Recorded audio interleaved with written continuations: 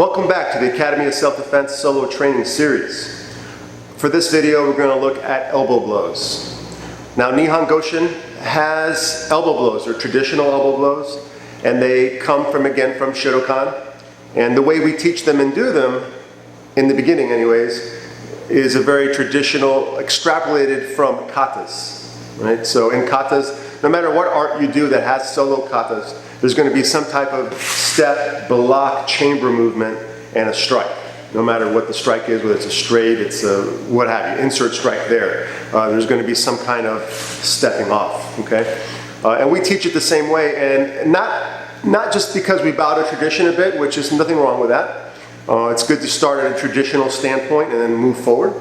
There's nothing wrong with that at all. But in my view, most importantly, to be able to get the student to, at the very earliest levels, begin to understand the coordination of lower body and upper body. I should be able to do something totally different with my feet and my stance, my movement, and something totally different with my hands without even thinking about it.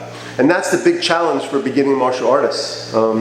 We have to be able to disassociate the two parts of the body if we're going to be effective and move without thinking. Of course, it takes time. It's not the fast food of martial arts by any stretch of the imagination. None of it should be. But again, that's a little bit of insight. Now, I'm not going to go step by step and spend a lot of time on teaching all our elbow blows. We have 4 traditional elbow blows that we teach in Nihon Goshin. If you want more of that, you can reference my instructor's videos. He has an exhaustive set of videos that teach all the traditional classical applications, classical technique, strikes, footwork, all that. They're very good, and you can find them right here. Okay. While I'm pointing out and I'm playing around with graphics, which you can tell I'm a little bored and I want to make these a little more interesting, but if you want to check out our website, that's right there. And our YouTube channel is there. All right, so enough of that. So before we look at the practical ways of using elbows, I'm going to just gloss over really quick the traditional elbows that we do in Nihon Goshin. Okay, and there's 4 of them. There's the cross face, there's the upward, there's the rear, and the side. Okay, so I'm just going to demonstrate it a few times. Again, not instruct them, just kind of show you where we're starting at. Okay, so everything starts in Shizentai. We step up into a front stance, and then we move for the first 2. So cross face. Okay, again, it's we're just blocking, chambering, and striking. Okay, that is the cross face. The upward, same setup, except obviously we're striking up.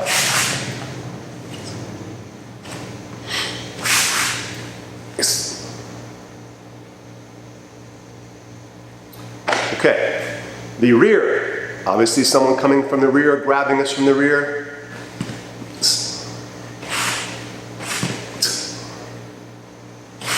And the side.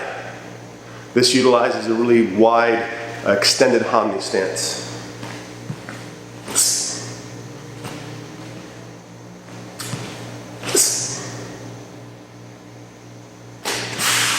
So those are our 4 classical elbow blows.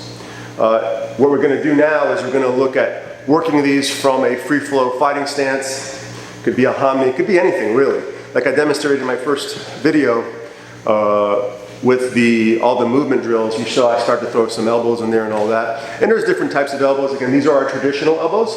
And we're going to take that traditional format and turn it into a comprehensive flowing format, if you will. Okay? So we're going to work on that. So let's look at those elbow blows now from a fighting position, because generally that's kind of where you're going to be at. Right? So once again, we're going to get in our modified American fighting stance, which all it is Hamni, turn the back heel out, take the foot out about, I don't know, 3/4 shoulder width apart, depending where you're comfortable. And we're kind of just, you should be really comfortable again. This fighting stance should not be awkward. You should be able to sit here for a while and being really loose and relaxed. If you're not, modify it. That's why it's called the modified American fighting stance, because it's modified to fit your body. There's no template there, or rather there is a template, but there's no hard and fast rule. If I have a student that has hip issues or knee issues, or they're extra tall, whatever the case may be, we can modify it because it's what's comfortable for you, okay? So this is kind of what's comfortable for me. Hands are going to be up. Now, a couple things with hands, all right? Where do you put your hands? If there's an altercation and you think something might go down, where do you want your hands to be? Down here? Now, we train a lot in my school from hands down in our blocking drills to be able to get speed and dexterity and timing. But if it were me and I think someone's going to go down, my hands are going to be kind of up. Now, that being said, I tell my students, especially teenagers in high school or in middle school, where things can escalate without thinking. Well, I'm not going to go there with that, but adults can be that way too, obviously. But you don't want to put your hands up, because the minute, I say this all the time too in my classes, the minute the hands go up, it's pretty much determined there's going to be a fight, right? So the goal for me anyways, I'm not out there trying to prove what I can do. I don't want to get into all that. So my hands are never going to be up here. So in my opinion, I'd rather have my hands kind of here. That's why you'll see me standing here a lot. There's some arts that teach it from here. It can be kind of here. My friend Guru Ray Norton likes to kind of stand like this. This is his thing, and I like it because it's kind of relaxed, but you can get into a block quickly and a movement quickly. You can strike from here. I like that as well. I tend to be kind of like this. That's me. Okay.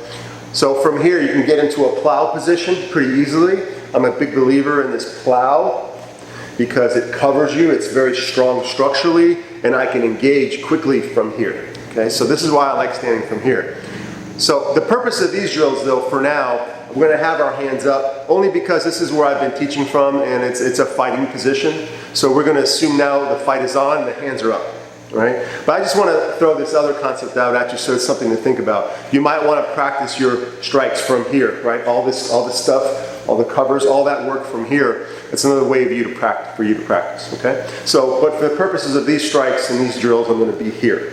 Again, my hands are halfway open. They're not closed in the fist. They're not open like this. They're just kind of here, okay? All right, so we're going to start very simple. Just a rear elbow blow from this position. Now, you want to generate power, you want to generate a base. Luckily, there's a way to do that and kill two birds with one stone. Dropping the weight and turning the hips allow me to be square. My center line is forward towards the direction of the energy. And while everyone knows if I'm low, I have a strong base. The chances of me being knocked over are less. Okay? If they're not negated 100%, nothing is, but I'm much better down here than I am up here.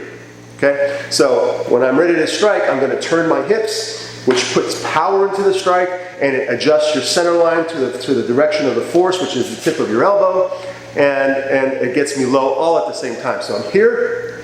This hand, don't worry about it right now. We're just going to keep it in a defensive position, and I'm going to strike from the rear arm, just like that. Now, when you're striking the elbow, you want to think about punching someone over your rear shoulder. So if someone's head was here, I'm going to turn and punch right behind me. Okay? Now, you can close the fist on the elbow. You can keep it open. I like to keep it open. Traditionally, in our classes from the traditional strikes I talked about in the beginning, we teach in closed fist. But in a practical fighting position, I like to leave it open because once again, I want to strike out. I want to be able to grab quickly. Okay? So I'm here. I'm going to drop the weight, turn the hips. There's my elbow. It's like this. Okay? And here. Switching the other side.